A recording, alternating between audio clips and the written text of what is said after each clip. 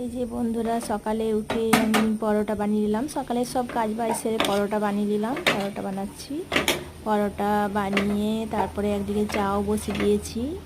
পরোটা চা আমি ব্রেকফাস্টে খেতে দিয়ে দিলাম। চা পরোটা বানিয়ে নিলাম। টিফিনের জন্যও হবে আর ব্রেকফাস্টেও খাওয়া হবে, টিফিনেও দেওয়া হবে ওকে। লাঞ্চেও পরোটা খায়, রুটি কিংবা পরোটা খায়, এদিন যেন পরোটাই বানিয়েছি আমি। পরোটা বানিয়ে নিলাম আর তার সঙ্গে চা পরোটা ব্রেকফাস্টে দিয়ে দিলাম চা পরোটা, আর আমিও খেয়ে নিলাম। খেয়ে নিয়ে রান্নায় বসেছি। রান্না অনেকগুলোই করেছি, সবগুলো দেখাইনি। আমি একটা সবজির তরকারি রান্নাটা আপনাদেরকে দেখালাম, এটাই শুধু দেখালাম। বাকিগুলো হয়েছে আরও অনেক কিছুই। এখানে খাবার সাজিয়ে দিয়ে দিয়েছি।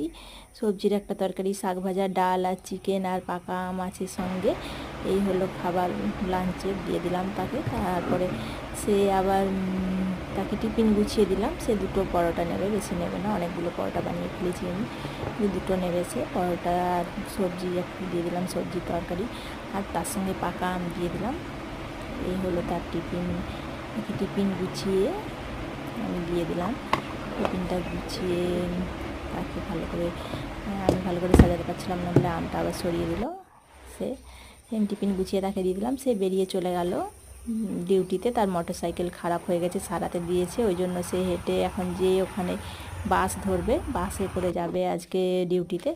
ওকে টাটা করে আমি চলে এলাম। এবারে এসে আমি আমার বিছানা গোছানো আরও ঘরের অনেক কাজ থাকে, সেইগুলো আমি করছি।